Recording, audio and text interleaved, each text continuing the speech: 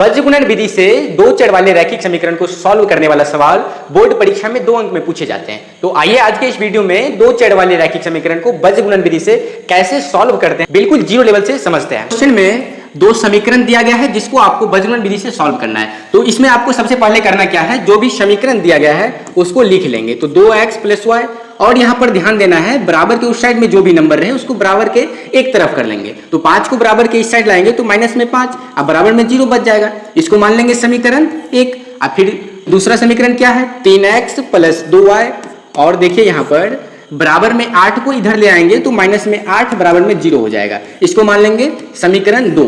अब यहाँ पर समीकरण 1 से a1 b1 और c1 का मान निकाल लेंगे और समीकरण 2 से a2 b2 और c2 का मान लिखेंगे। तो यहाँ पर लिखते हैं, देखिए a1 बराबर क्या हो जाएगा, x का गुणांक तो मतलब 2, फिर b1 बराबर y का गुणांक यहाँ पर कुछ नहीं है तो 1 और c1 क्या हो जाएगा, अचर पर देखिए चिन्ह के साथ इसको लिखना है तो माइनस में 5 हो जाएगा। फिर दूसरे समीकरण से a2 b2 और c2 का मान लिखेंगे तो a2 का मान हो जाएगा दूसरे समीकरण से x का गुणांक मतलब 3, फिर b2 बराबर y का गुणांक 2 और c2 बराबर यहाँ पर कितना हो जाएगा -8।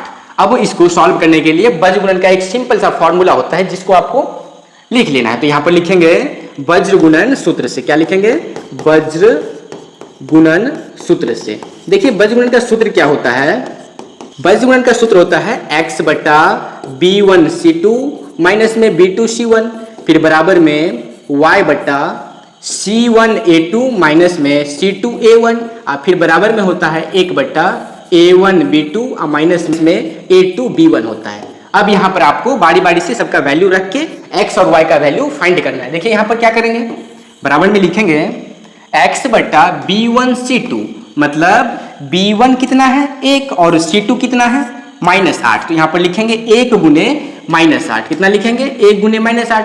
अब चिन्ह क्या देना है माइनस में। फिर यहाँ पर देखिए b2 c1 तो b2 का मान कितना है 2 और c1 का मान -5। तो यहाँ पर लिखेंगे 2 गुने में -5, 2 गुने में -5 फिर बराबर में y बटा कितना है c1 a2। तो यहाँ पर c1 का वैल्यू कितना है, c1 का मान -5 तो यहाँ पर लिखेंगे -5 गुने में a2 का वैल्यू कितना है, a2 का वैल्यू यहाँ पर 3 है तो लिखेंगे गुने में 3 और फिर माइनस में c2 a1 तो c2 का वैल्यू -8 है तो यहाँ पर लिखेंगे -8 गुने में a1 का वैल्यू 2 तो -8 गुने 2 लिखेंगे। यहाँ पर क्या लिखेंगे -8 गुने में 2 फिर बराबर में 1 बट्टा में कितना लिखेंगे a1 b2 तो a1 का वैल्यू 2 और b2 का मान 2 तो 2 गुने में 2 लिखेंगे। यहाँ पर लिखेंगे 2 गुने 2 फिर माइनस में a2 b1 है तो यहाँ पर वैल्यू a2 का कितना है, a2 का मान 3 और b1 का मान 1 तो यहाँ पर लिखेंगे 3 गुने में 1।